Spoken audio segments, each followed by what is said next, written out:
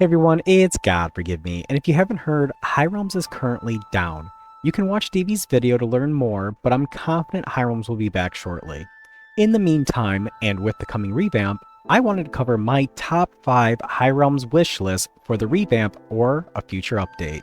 Number 5, random encounters. And for this one, I like there to be a random encounter or event that can happen outside your island or even on your island, something that breaks up the routine gameplay that's exciting for you and everyone else around you, something that people would feel disappointed in if they missed out. We currently have something like it with the forest and the mines with the quests, but I want something more mob specific. An example of this could be Diablo 3 and forest goblins or last Epoch's loot lizards. You know, these are mobs that pop up, they're fast, they try to run away, and your goal is to chase them down and kill them because they have a really cool drop or mixture of drops, or even a random mini boss encounter. An example of this would be like Islands that has the Azrathian serpent in the desert, or even Diablo 4 has the butcher in the dungeons, something that's like, oh my, this is exciting, and it kind of gets your heart racing a little bit. Both types need to be exciting for the gameplay to be great, and it's got to be something that's worth killing, so that way everyone's going to want to chase after this. Like, these items could be special, such as could be a weapon, it could be maybe material to create some type of future weapon, or even mob drops or boss drops that are generally harder to get. But these spawns should happen where they're not too frequent, but they're also almost non-existent. Number 4, Underling Rebalance. Now, this one's probably going to be pretty unpopular within the community, but I feel that underlings where they currently stand are just too overpowered once you unlock them. And hey, I get it. In the beginning, they were a lot harder to unlock, it was much more of a grind, but over time they made it easier to unlock them without scaling them back, and this was only further compounded once they added equipment. What I'd like to see is a progression system added to underlings. Something where the underlings start out slower, smaller radius, produce less materials, harder for them to get seeds or other rare items, and you have to grind certain resources as well as spend coin to level them up. Now, this could be an actual progression tree, or it could just be you dumping materials and coin into 3 major categories to level them up in that specific area. It could be, I don't know, speed, radius, and productivity, something like that. But I'd also like something visual to go along with this progression, something where they look different as you upgrade them, where someone could come to your island and immediately tell that you've been upgrading them, or hey, you've maxed out your underlings. Great examples of this are like the totems and islands, where as you upgrade them, they look different, or even any Tycoon game, as you upgrade your base or certain areas, they just look fancier or better, something that indicates that they are more powerful. Number 3, unique boss battles. With the coming revamp, we know we are getting a new boss in the Arctic realm that's being added to the game, but I want more, as this would only leave us with 2 active bosses, being Arachnella in the Darkvein Mire and this new boss in the Arctic realm.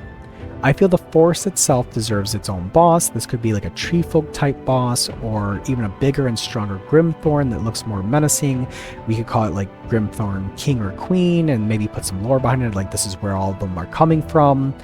And the mines itself is so large that I feel it deserves multiple bosses just because of how big it is. And these bosses need to have their own special movesets, like how Arachnella has her poison or web traps that she drops when you're battling her.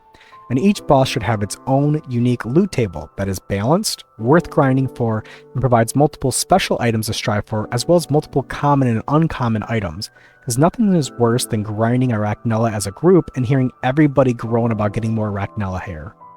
Now, something else I'd also like to change about the current reward system when it comes to battling bosses is I don't like how when you kill Arachnella right now, you get her drops right then and there.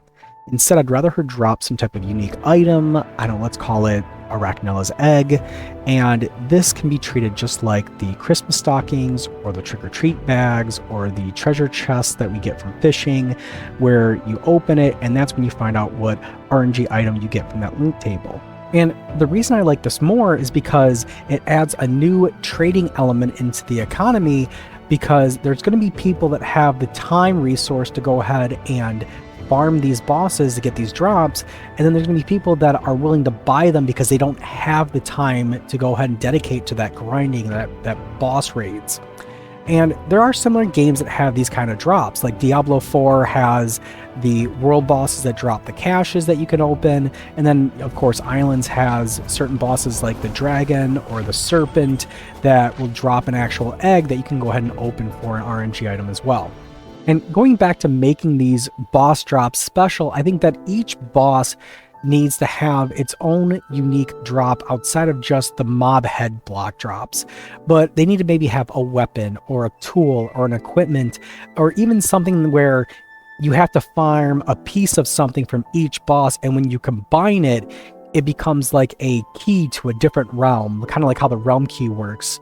So that way you're just not grinding the same boss all the time. There's a benefit of going around and grinding individual bosses and getting these RNG loot items or buying them from somebody else because you want that certain piece that you're missing. And now onto my last point when it comes to bosses. We need to make them more repeatable. We need some type of resource in the game that we can grind, that we can turn around and spend it on a specific boss to go ahead and bypass the 5-minute cooldown that High Realms has. Don't get me wrong, we should still have the cooldown timer, so that way those who say don't have the resources or maybe new to the game, they can still partake in the boss battles, but we should have something that a group of friends or people in the community can go ahead and grind up and then say, hey, we're going to go ahead and raid this boss, and then everybody can spend their resource to go ahead and instantly spawn the boss in sequential order time and time again. And what we also needs to be, it needs to be just one unique item. Diablo 4 is a good example where they had like 3 to 4 unique items to summon one boss, and they found out it just wasn't fun.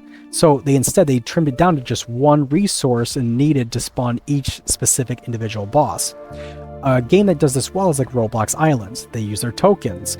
Each boss has their own specific token, you spend a certain amount of them, and you can go ahead and get these by grinding certain mobs, and people would just pool their resources together and just spawn it like 20 to 50 times depending on, which boss it is. So now that I've stated on how I want to make boss battles better, let's go ahead and move on to the next one. Number 2, friendly mobs and pets. Now, for this one, we need to add something into the game that people can get attached to and connect with. I mean, I still feel bad about the Tamagotchi that died back when I was 10. Another in-house example of this is how Mrs. Forgive Me will still occasionally pop into islands just to take care of her farm pets that she has on her island that she made. And that's just because she feels like she's neglected them for too long. And High Realms can go ahead and start with raising these common farm animals that produce maybe some type of crafting or cooking item, but I'd love to see a progression that allows you to unlock cooler, more unique pets later on, that when you equip them, you can go ahead and get some type of ability or boost, and you can still take care of them on your island. A great example of this is like the spirits from DB's other game called Spirit Guides. If you've never heard of it, it's a beautiful game centered around completing quests, and you'll generally need to unlock spirits within the game to use their abilities in order to progress.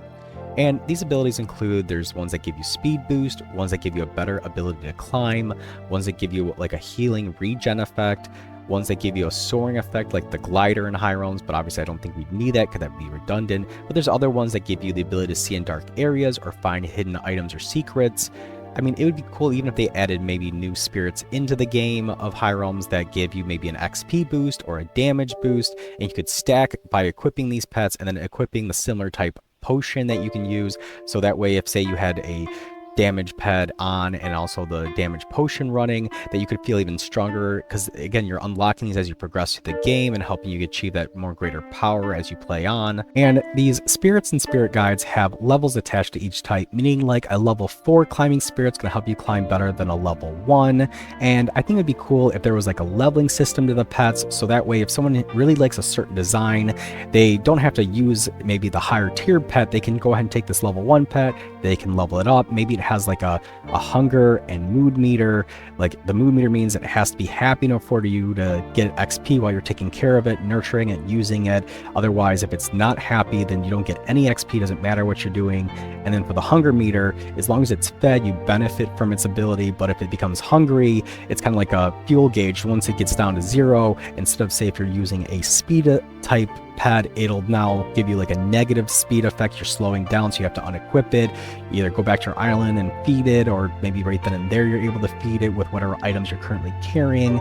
I think that would just be really cool. You have the ability to level them up so they're just as powerful as a level 4 pet later on as well. So you can choose to put in the work, but also you have the ability to get these higher level pets later on, so that way if you choose, you don't really care about the design, that you can just go out and unlock, however that be catching them or doing a quest or finding them and achieving them that way, and still have this higher pet right off the bat. And it doesn't have to be necessarily spirits. I mean, if you ask anybody in the community, if you could catch like an enemy mob, everybody would be going for blue flamelets. And maybe by equipping that blue flamelet, its ability would be giving you like a burning effect when you deal damage. I mean, it would just, the possibilities of this are just almost endless. But with that, we'll go ahead and we'll move on to number 1. But really before that, here's some honorable mentions that I'd like to bring up.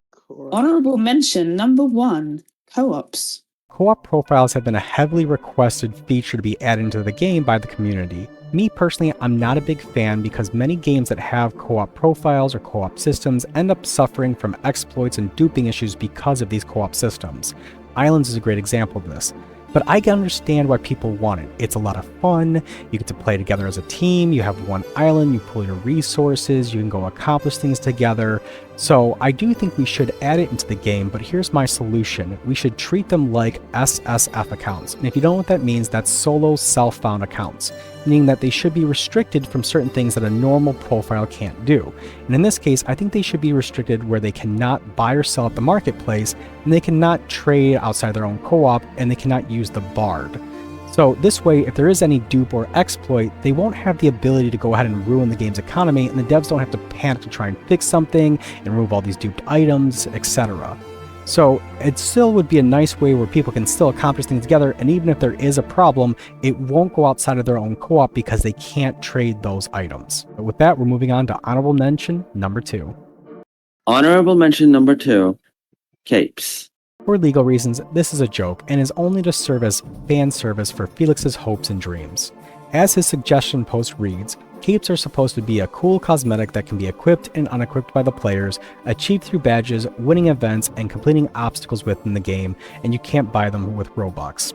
So he's going ahead and provided some, apparently from Roblox Skywars, some certain visuals that Voxel Studios had made for their cape models, using as an example. And these do look kind of cool, but that's up for the community to decide if this is something that's worth exploring or not. And with that, we'll finally move on to number 1. Number 1, leveling rebalance. It should come to no surprise to anyone that I'd be mentioning the leveling system within High Realms on my list. And I'm happy that the game provides multiple ways to get XP, but for many they feel it's super grindy. I'm okay with it being grindy. I'm an old school Diablo 2 player, but I can understand why many don't feel the same, and that they're calling for deeper rebalancings of the whole leveling system. Now, for me personally, I'm okay with the current leveling system from 1 to 72 because they've already rebalanced this before, and I feel it's actually not that difficult and it has a nice pace to it.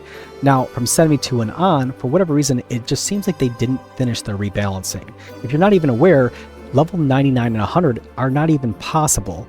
The badges for level 60, I believe, and on don't even have their pictures completed. So what I'd rather see is that I'd just like to see the rest of the game rebalance from level 72 and on, because once you hit level 72, it's such a hard XP wall that you hit, where before I'm getting 1 level every 1 to 3 days farming wheat. Instead, now I'm getting 1 level every 2 to 3 weeks, and I feel guilty for not farming wheat, like getting off my island to play with friends, or going to play maybe a different game, or even just recording these videos. I just feel guilty. So I'd rather just be finishing the rebalancing from level 72 and on, because the amount of XP I've gotten from 72 to 85, that has to be pretty close to 100. And if it continues the way it is now, it's going to take me no less than 9 months to get to level 100 with the current system. And that's got to be fixed.